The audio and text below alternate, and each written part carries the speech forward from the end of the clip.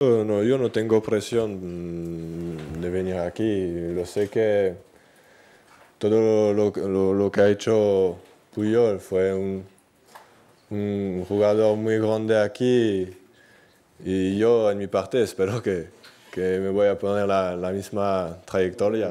Me voy a dar el máximo posible, me voy a pelear y así, simplemente a dar mi cuerpo para el Barcelona.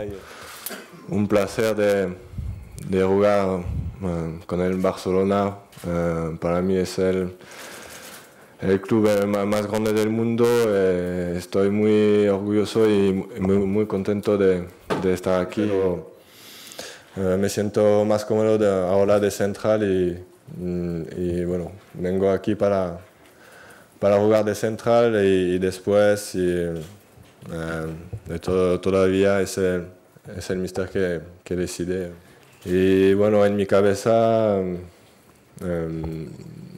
cuando el Barcelona me quiere, ha intentado todo el posible para venir aquí y ahora estoy aquí. Como he dicho, es un placer, estoy muy contento.